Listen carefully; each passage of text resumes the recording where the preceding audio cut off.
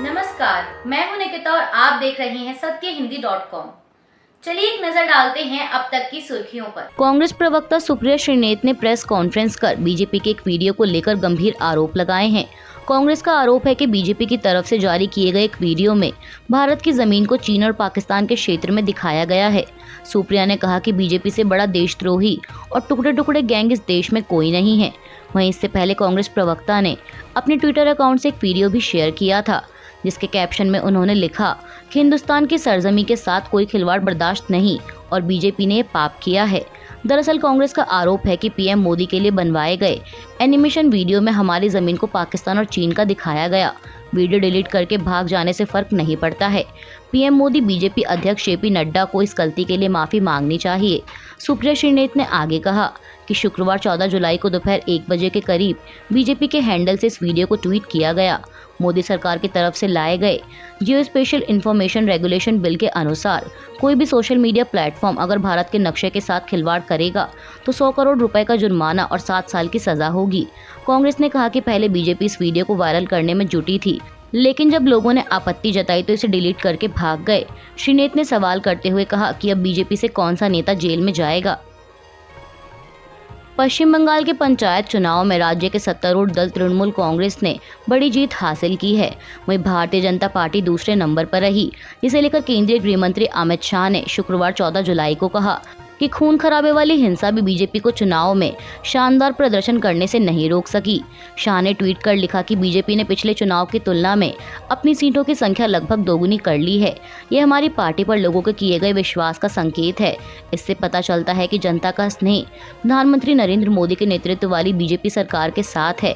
निश्चित रूप से लोकसभा और विधानसभा चुनावों में पार्टी को जबरदस्त ऊंचाइयों तक ले जाएगा। शाह ने आगे कहा कि पश्चिम बंगाल की जनता को मेरा हार्दिक आभार।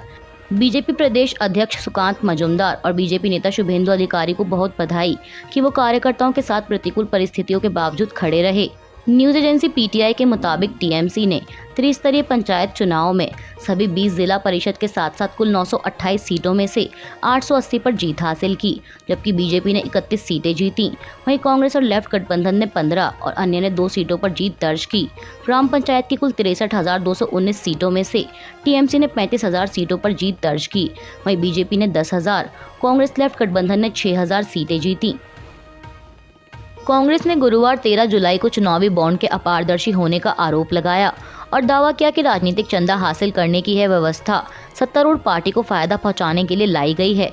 पार्टी के मीडिया विभाग के प्रमुख पवन खेड़ा ने कहा कि चुनावी बॉन्ड में पारदर्शिता सुनिश्चित होनी चाहिए। आपको बता दें कि पवन खेड़ा ने यह आरोप उस वक्त लगाया है जब कुछ दिनों पहले आई एसोसिएशन फॉर डेमोक्रेटिक रिफॉर्म्स की एक रिपोर्ट में यह दावा किया गया है कि देश के राजनीतिक दलों को साल 2016-17 से 2021-22 के दौरान मिले कुल चंदे की आधी से अधिक राशि चुनावी बॉन्ड के माध्यम से प्राप्त हुई और बीजेपी को अन्य राजनीतिक दलों के मिले कुल चंदे से भी अधिक चंदा मिला। इस रिपोर्ट में दावा किया गया है कि साल 2016-17 से 2021-22 के दौरान 7 राष्ट्रीय दलों और 24 क्षेत्रीय पार्टियों को 16,437 करोड़ रुपए का चंदा मिला। खेड़ा ने एडीआर की इस रिपोर्ट का हवाला देते हुए कहा कि साल 2016-17 से 2021-22 के दौरान बीजेपी को चुनावी बॉन्ड के माध्यम से 5,271.97 करोड़ रुपए का चंदा मिला, जबकि बाकी अन्य राष्ट्रीय दलों को सिर्फ 1,783.93 करोड़ रुपए की राशि मिली। उन्होंने आरोप लगाया कि चुनावी बॉन्ड के कारण चुनावी चंदे की व्यवस्था अपारदर्शी हो गई। इस बॉन्ड के खिलाफ चुनाव आयोग, सुप्रीम कोर्ट, रिजर्व बैंक समेत सभी को आपत्तियां थी, लेकिन इसे धन विधेयक के रूप में पारित कर दिया। बीजेपी ने इसके जरिए विधायक खरीदे और सरकारें गिरा दी। कांग्रेस नेता ने आरोप लगाते हुए आगे कहा कि पहले एक कंपनी अपने 3 साल के शुद्ध लाभ का 7.5% से ज्यादा दान नहीं कर सकती थी, लेकिन बीजेपी ने यह सीमा हटा दी। उन्होंने कहा कि अब किसी कंपनी को यह बताने की जरूरत नहीं कि किसको कितनी राशि दी गई है। यह बहुत अपारदर्शी है। जब इतना बड़ा बेनामी धन किसी पार्टी के खाते में आता है तो स्पष्ट होता है कि काला धन कैसे सफेद किया जाता है। देश के तीसरे मिशन मून यानी चंद्रयान 3 को इंडियन स्पेस रिसर्च ऑर्गेनाइजेशन ने शुक्रवार को सफलतापूर्वक लॉन्च कर दिया है। बता दें, चंद्रयान 3 को आज शुक्रवार 14 जुलाई को दोपहर 2:35 पर आंध्र प्रदेश के श्रीहरिकोटा स्थित सतीश धवन स्पेस सेंटर से लॉन्च किया गया और इसके सफल लैंडिंग की जिम्मेदारी एक महिला साइंटिस्ट के हाथों में है।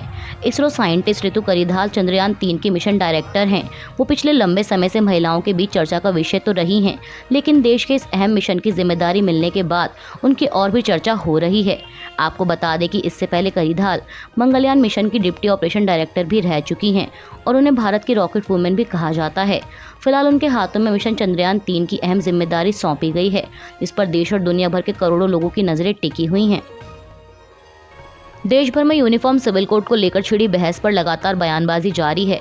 कोई यूनिफॉर्म सिविल कोड के समर्थन में है तो कोई इसका विरोध कर रहा है।